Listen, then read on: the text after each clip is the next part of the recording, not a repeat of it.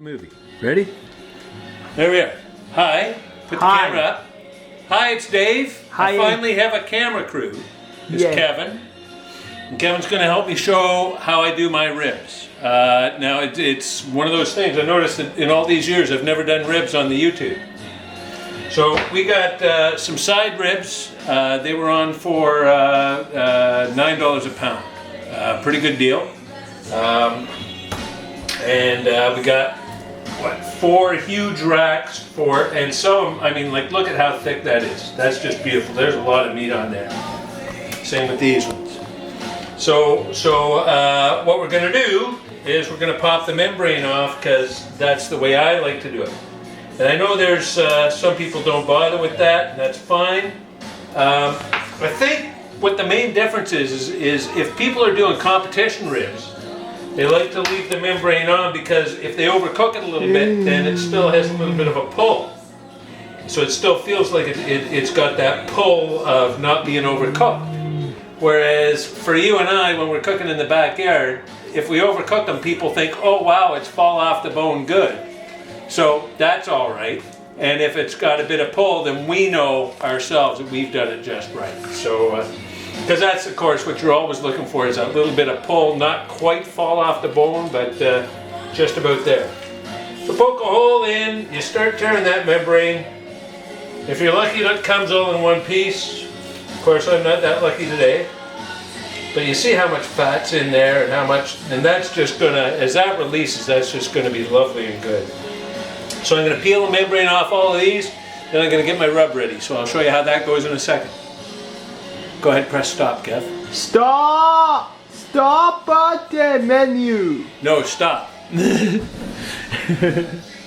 Red button. Okay, and it's going. That's good.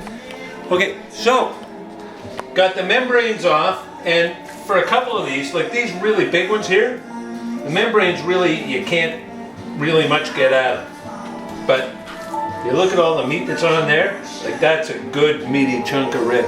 And that was $8.99 a pound. You can't beat it. This here represents $40. We're gonna feed 1, 2, 3, 4, 5, 6, 7, 8. We can feed 8 people off this. What we're gonna do is we're gonna be feeding 4, and then the rest is going in a chili that I'm gonna make. So I have a really good basis for a chili. And so that's what we're gonna do. And the next step, of course, would be to, I've just touched those, so I gotta wash my hands. We're gonna be doing the rub in just a second. I'll get Kevin, pause the movie for a sec, please. Stop menu! That's, no, just the red. Okay, hands are cleaned up, and the only reason I needed to clean my hands is because I'm touching this. And I've got my rub. You can, no, just show it with the camera, Kev. Move the camera onto the rub. There we are. So I've got my rub, and it's, you can read the ingredients of that on my other, on one of my other YouTube videos. And I just fire in a little bit of oil. Doesn't need much. Just make a nice slurry. And that's how we're going to rub our ribs. So I'm going to rub these up and have them all ready to go. And the other thing that I want to talk about is, you'll notice I'm working on one unique work surface. That way I can get it clean, get everything cleaned up. It's not on my countertop. It's not contaminating everything. And after I'm done, I just wash everything really well. So there we are. Thanks a lot. And Kevin, you can press the red button now. There we are. It's working. Okay. It's working. Hi, how you doing? We got a cold, rainy day. Well, cool. It's what? It's about 10, 12 degrees. Setting up. Come on over here, Kev. We're setting up for indirect heat on, and on this is my char griller Kamado. And to get this, what do they call it? Acorn. So I just stack my charcoal on the one side. I'm using chunk. You can do exactly the same thing with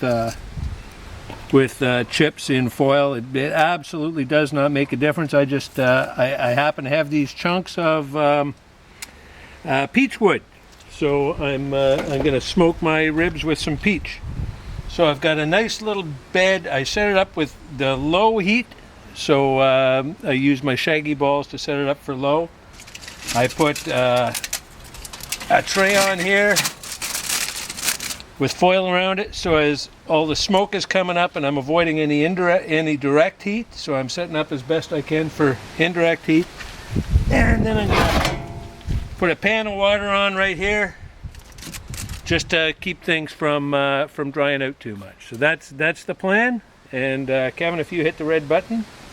Hit red button. Okay. So grill's at 223. That's about what we want. We want 225 to 250, somewhere in there.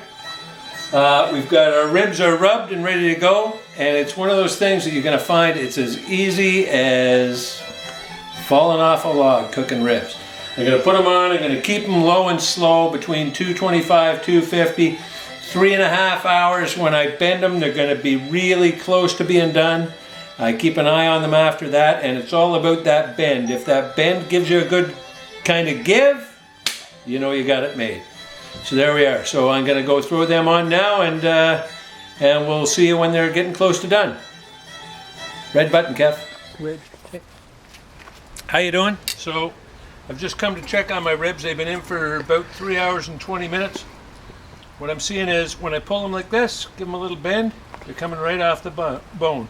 So they're borderline overcooked here. They're okay, but what a pro would call overcooked, what most backyard people are looking for is that fall off the bone, that real goodness. So I'm going to go and grab some of my sauce, and I think for these, today I'm going to do a glaze, not a caramelization. So difference being, you can caramelize them, turn the heat up high, sauce them, and then put them on real quick so as they take on that darkened, sugary barbecue sauce. Really kind of whatever. But I'm gonna glaze these ones so as we get a kind of a softer bite to them. They don't have that same I don't know, hardness or whatever. So just as sweet, just a different way of sweetening them with the sauce. So there we are. Okay, and so I'm gonna caramelize these, and we'll show you the money shot in a little bit. Turn it off, red button. Okay, so we've done our glaze.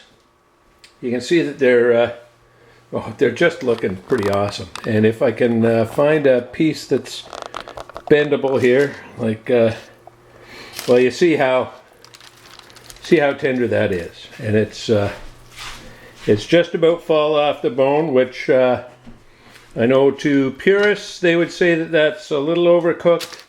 All my friends seem to think that that's just about perfect. Now the bonus on this one, as always, there's always one little piece that kind of just doesn't turn out perfect and uniform. And there it is. And usually, like, that's my favorite bit. And usually that would be for me, but this time I'm giving it to my cameraman, Kevin. Kevin, come and try it out and tell us how it is. Try that one out. Let's see you take a bite. And then you tell us, is it good? Oh, Well, what do you think? good. It's really good? Yeah. Okay. Would you recommend it? Well, Okay. So, you want to give me some? Thanks, buddy. Okay. So thanks for smoking in the backyard with Dave. That's ribs. Check out my other ones. I've got, what have I got? I got chicken, I got brisket, I got brining, I've got rub, I've got, I don't think I've done my sauce, but that'll be up soon. We'll talk to you soon. Take care. Thanks a lot. Bye.